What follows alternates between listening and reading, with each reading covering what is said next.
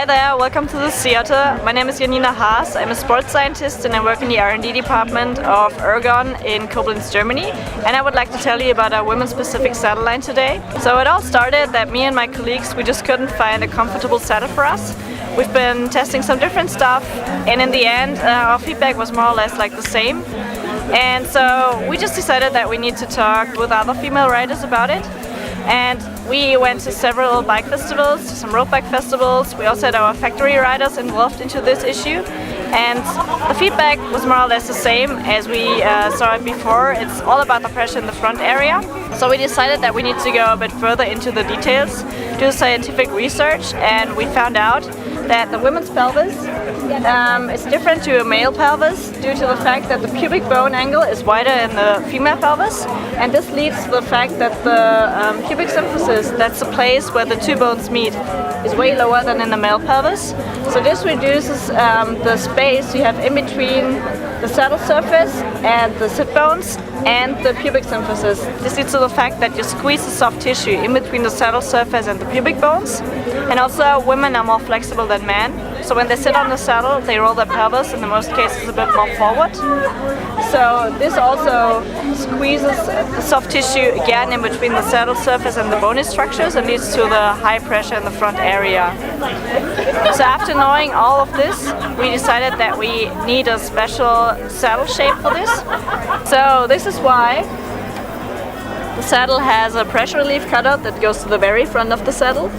And we also put some good focus onto smooth transition areas.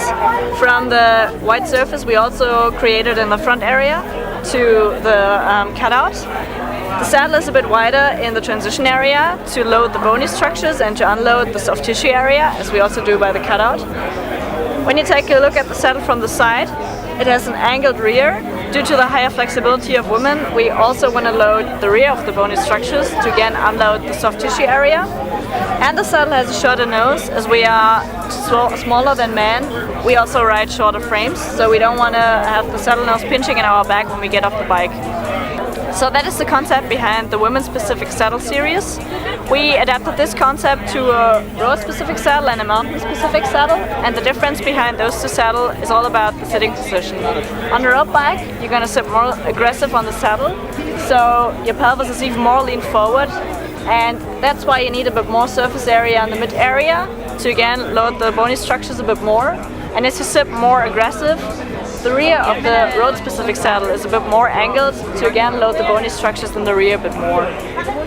On a mountain bike and on a trail bike you sit more upright, so you need a bit more of leg freedom of movement in this area, in the transition area, and you also need some more padding on the nose to be comfortable when you move a bit more forward on steep climbs. And apart from that, the pressure relief goes a bit further towards the rear, and also the ramp in the rear is not as angled as on the road-specific saddle. As you sit more upright, you don't want to slide off the saddle, and you need some more movement, freedom of movement on the mountain bike for the downhills. The women-specific saddles come in two sizes. For us it's all about sit bone width and getting the appropriate saddle size to support the bony structures and again unload the soft tissue area. So get yourself measured, because you cannot see from looking at people what saddle size they need. So for everybody who could not be with us, go to ergonbike.com to learn more. Bye bye and tschüss!